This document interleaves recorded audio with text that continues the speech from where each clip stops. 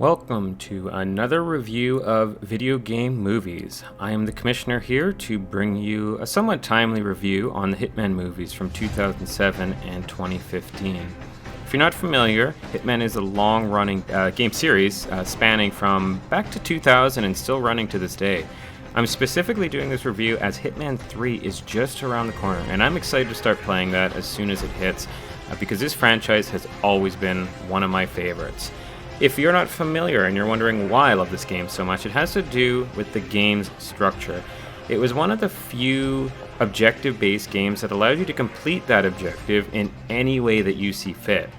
Most of the times it involved assassinating a target by means of looking like an accident, or if you wanted to, an all-out gunfight. The player was never really limited, and the scale of the levels were always massive, especially for their times. Hitman was a game centered around the player, not just a linear storyline. However, that said, their stories were never the game's strong suit, as they were usually loosely strung together until Hitman Absolution came out, but I'll talk a little bit about that later, considering the first movie we're going to be talking about is going to be Hitman from 2007. Now, I'm going to be kind of criticizing it based on the games that were around before then, rather than talking about it as for the games that were in the future, because obviously that source material wasn't around. But right off the bat, I was surprised they chose Timothy Olyphant to play Agent 47, or Hitman, because he never really came off very Hitman-like to me. Of course, the voice actor himself actually looks like Agent 47, which is also very interesting that they haven't tapped him. And even in this movie, there were a lot of people that looked a little bit more like Agent 47 than Timothy Olyphant did. But that being said, it took me a little bit of viewing after watching it a few times to really kind of start realizing that he was actually an excellent choice. Agent 47 is not a very social person. In fact, he is one of the most boring characters in terms of development and personality.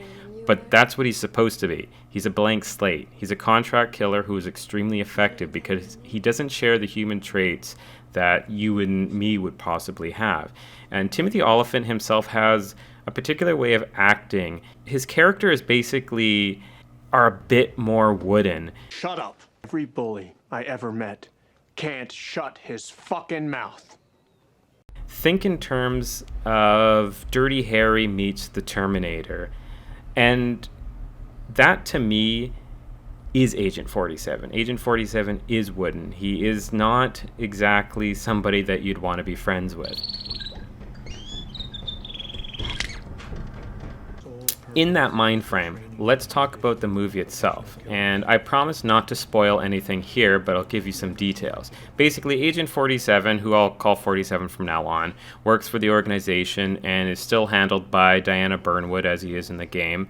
47 assassinates an African warlord, which prompts an Interpol agent and his partner to pursue him for reasons that aren't really established other than this obsessive need to capture him. This eventually sends the agents to Russia, where, again, this is not really explained, but they have some sort of jurisdiction to search for him there.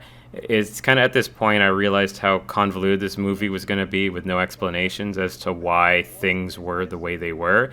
Because in real life, Interpol is not some world police and doesn't actually have agents, and they don't actually conduct any arrests. I guess it's not a big deal if you don't know that, but it really doesn't make sense if you do. Anyways, Agent 47 is contracted to kill the president of Russia, and then he is told to kill a woman, played by the gorgeous Olga Kurylenko, who was actually the Bond girl in Quantum of Solace. Anyways, she was reportedly a witness to his crimes, and that's where the plot really begins. Overall, it's kind of a convoluted story that seems to try and be all conspiracy-like, but because the movie is trying to pack so much all in at one time, it's not really that interesting and doesn't really make much sense. In case you haven't noticed, there's kind of a theme here with the not making sense. In regards to the story, though, it feels like this would have been a decent series that you could stream. It really needs to be fleshed out more and given some breathing room because it could be an interesting plot. I've watched this a couple times and I don't really understand it. That's the best way for me to explain it because it just doesn't have that room to grow and become a viable plot. As for the translation of the game to movie, it's alright. I think there are more nods to the game than you would expect. playing the previous games, you will notice them, but just for an example, you might remember the asylum level and the hotel level, which are kind of combined here in one chapter, which was kind of cool. 47 does some clothes changes as well, disguises, which is good. But overall, I don't think 47 is a good main character to follow in terms of a whole plot, because we're not playing him. Now, if he was the villain, I think that would make for a much better movie, because let's be honest, we play 47 not as particularly he might play himself, but we're basically seeing just how many body bags the guards will drag back to their security stations. There's also this kind of weird humanization of 47 in the film, where it's like they knew he was not very likable character in terms of personality, because he isn't really supposed to have one. They drop some humanizing scenes, which I just don't think work in terms of 47, and I'll applaud them for keeping him pretty stone cold, though, in one particular scene. I'm June, and you are? This is where you tell me your name. Excuse me. Timothy Olyphant, I feel, had a hard job getting somebody so disconnected and cold, all while balancing ability to act almost human. So you kind of get this weird emotional side of 47 in the movie that you wouldn't get in the game, because, as I said before, 47 isn't really somebody you want to be friends with. But Donok, I was running out of oxygen in there. Don't be dramatic. Dramatic? I got rid of the body. I've been there for hours. I brought you breakfast.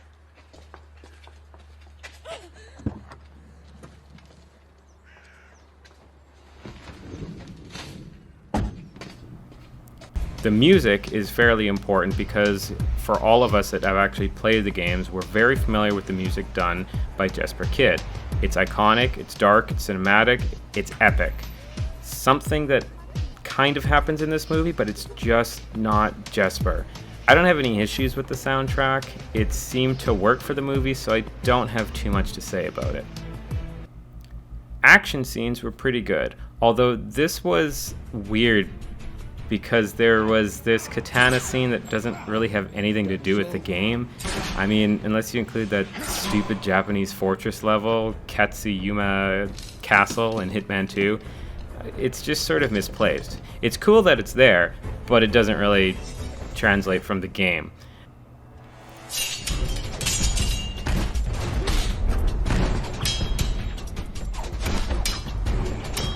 There's also some of the most non-Hitman-like sequences that are just pure insanity.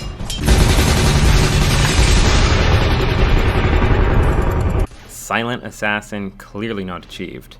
On a positive note, though, I can say they do a great nod to the game at one point by having 47 plan out one of his target's assassinations. And for a moment, you kind of feel like it's close to the source material. Just for a moment, though.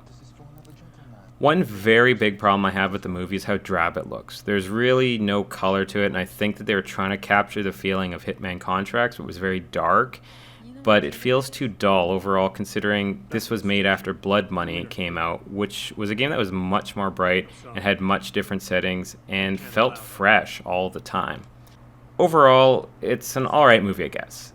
It's not a Hitman movie, and as I said before, if this was a series over a longer amount of time and I could get invested in the plot, I might be interested, but this lacks the true Hitman experience fans were looking for.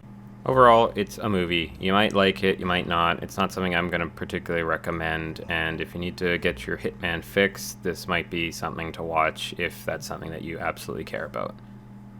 I don't give a fuck. Alright, excellent. We've talked about all the Hitman movies. My name is David Cottrell. I'm the Commissioner, and thank you for watching. Basically, that's all I can say because there's nothing else that exists out there.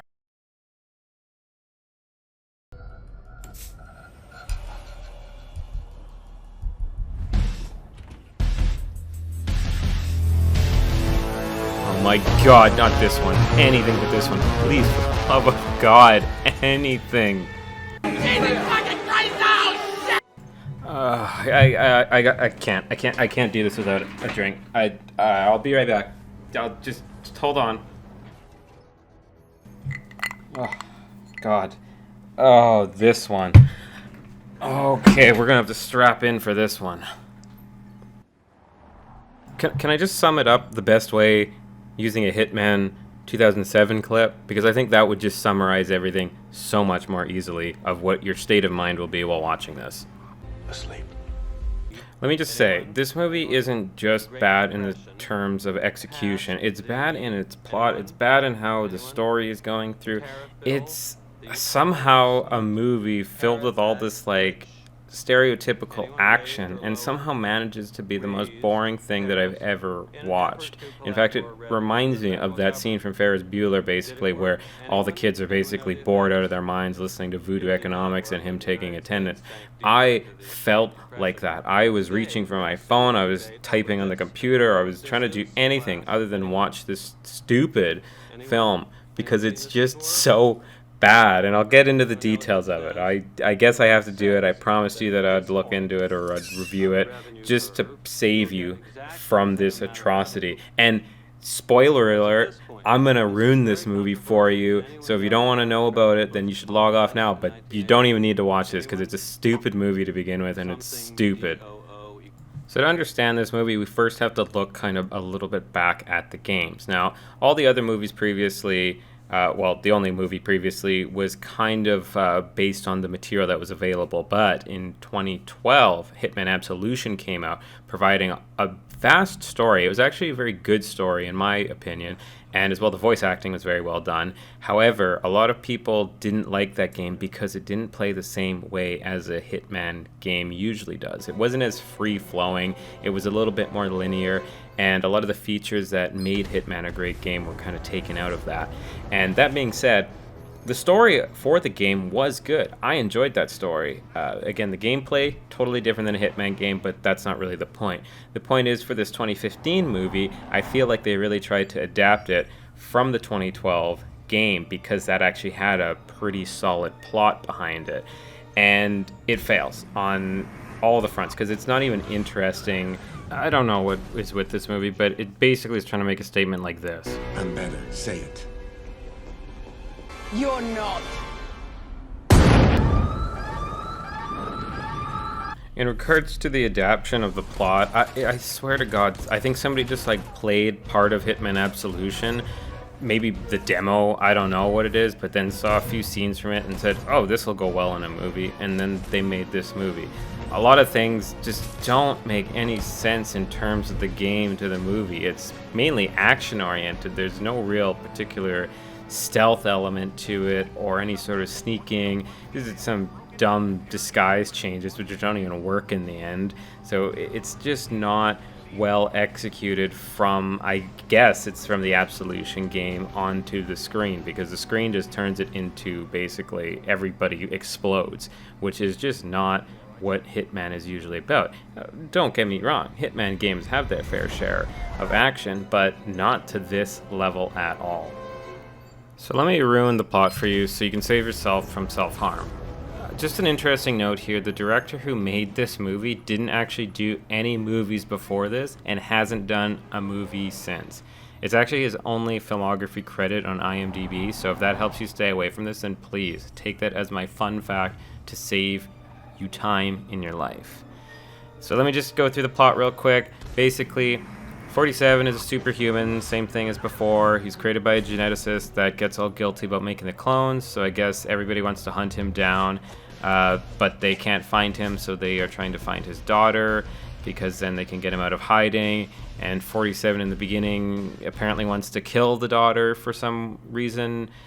And while this call center manager from something called the Syndicate wants to basically take her for their own uses. I don't know if it's to bait him out only or if it's because they know that she's a genetic modification as well. But basically, I'm just telling you right now, this is going to get stupider. So this girl is Katia, and she's actually very much like the girl from Hitman Absolution. And I feel like that's kind of where they got a lot of their plot points from. But she's very similar in the sense that she also has some sort of superhuman powers. Why, it's not really explained how she can actually have these powers, even though she's just genetically modified. But she can also be telepathic or something. She can see around her with like hyper awareness, and she can see into the future. I don't know. It's not really clear or explained on how it works, but basically John Smith, who is obviously from the start a bad guy. I don't know how you can just tell. You can just feel it in your bones, basically, that he's bad. But he tells her that 47 is trying to kill her and he'll protect her. And he does the stupidest things ever to protect her, like going to an embassy and firing a gun off as if the guards wouldn't shoot him right then and there, or just, I don't know, run in and get arrested. None of it really makes much sense how the thought process is. But basically, he's trying to protect her. They hide in this hotel room after getting into the embassy or something like that, and then they try to start explaining the plot, and she brings up this stupid map, which basically shows how the movie was put together, just in a whole messy cavalcade of dumb ideas. Then 47 captures her and tells her how she's actually genetically modified, and I know I said that the guy, that her father was actually guilty, so he quit the program, but for some weird reason made her superhuman as well. And then 47 puts her through some dumb tutorial level while he dresses as a pilot to exit an airport. I, again, don't know what the point of it was. He's seen off screen. It's all of her level, basically. And, oh, don't forget, Smith has some absurd body armor that's now his skin or something. Again, it's not explained. It just is. Just be quiet. They find her father, who eventually gets captured, and this stupid scene occurs because why not? Eventually, Agent 47 crashes a helicopter into the call center with Katia inside of it. I don't know why this was a good idea, but basically it was so he could sneak in as a firefighter. I guess it's a nod to the game, the Hitman 2 game, where you could sneak in as well, but I don't know. It's a stupid plan to begin with, and you just have to go with it. Then they shoot people. Smith turns into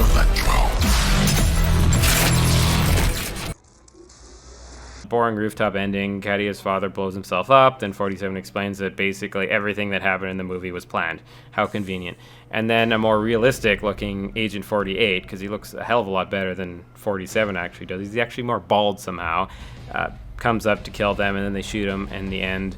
And actually the whole Electro scene happens like mid-credit, but thank God that they're not going to make any more of this or a sequel to this, because it just didn't make any sense. And everything was just kind of glossed over, or the exposition that they used was just so very generic and just being like, oh, your father's a geneticist and he's go here, there. I don't know. Point is that it's not a good movie. I'm trying to make that point to you. I'm trying to ruin this. I'm trying to make this review as bad as possible so you never watch this stupid movie.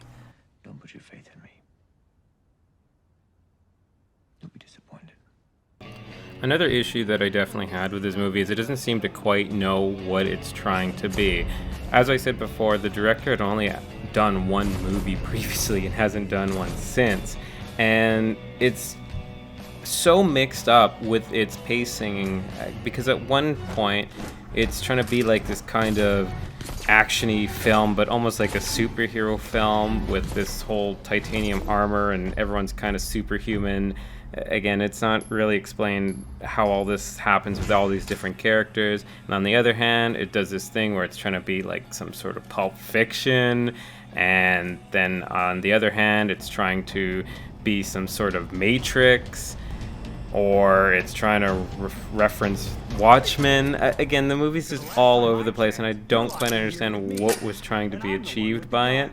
If it was supposed to just be nods to these movies, or I think it just was more because they ran out of ideas and they just kind of watched a movie and said, well, it happened there and it seemed to be pretty iconic, so let's try it here. It just doesn't work because you just don't know what you're really watching in the end. As for the characters themselves, I mean, there's not much to say about them. They're fairly basic, and there's really nothing outstanding about who they are or what they do or anything like that.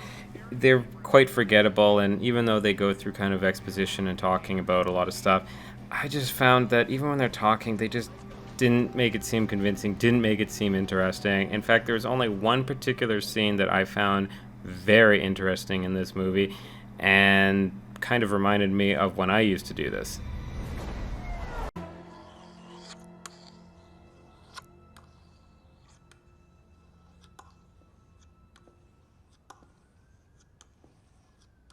Okay, I know what you're thinking.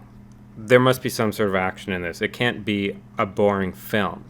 And there is a lot of action in this, but in a really boring sense. It's all very predictable, and it feels like you've seen it before.